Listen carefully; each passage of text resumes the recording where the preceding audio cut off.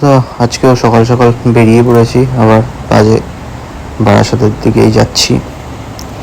যা গরম পড়েছে, এইভাবে পুরো নিজেকে ঢেকে না নিয়ে বেরোলে মানে রোদে থাকা যাচ্ছে না, এমনি হাত পা পুড়ে যাচ্ছে। আর রোদ্দুর কি দেখতেই তো পাচ্ছ, মানে মারাত্মক কষ্ট এই রোদের মধ্যে এখন। তো এই কারণে পুরো নিজেকে একদম ফুল প্যাক করে নিয়ে বেরোতে হচ্ছে বাড়ির থেকে। কিচ্ছু করে না, হাতে গ্লাভস পরে মুখ টুক ভালো করে ঢেকে নিয়ে বেরোতে হচ্ছে। এবার বারাসাতে এসে গেছি। বারাসাতে এসেই আজকে ফার্স্টে একটু কল টল ছিল, কিছু কল টল করে নিয়ে এখন একটু বারাসাতে যে হোলসেল মার্কেট আছে ওষুধের, সেখানে এসেছিলাম।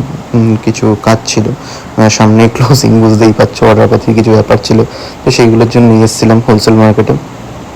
তো হোলসেল মার্কেট থেকে বেরিয়ে এখন মধ্যমগ্রাম বাদুতে যাচ্ছি। ওখানে একটা যে কেমিস্টে আছে, একটা ক্যাম্প আছে আজকে ডাক্তারের কাছে।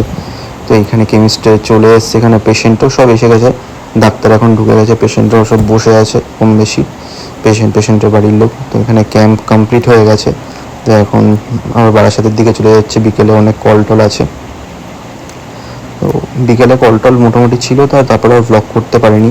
ইভিনিংয়ে অনেকগুলো কল ছিল, তো করে এখন বাড়ির দিকে এখন বেরিয়ে পড়েছি, বাড়িতেই যাচ্ছি, হাবড়ার দিকে বেরিয়ে পড়েছি। তো চলো বাকিটা দেখতে থাকো, বাড়িতে গিয়ে একবারে দেখা হচ্ছে।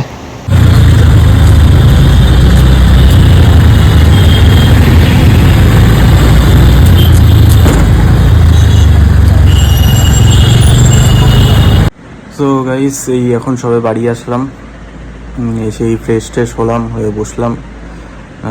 যা গরম পড়েছে, মানে বাড়িতে এসে আগে মানে স্নান না করলে শান্তি হচ্ছে না।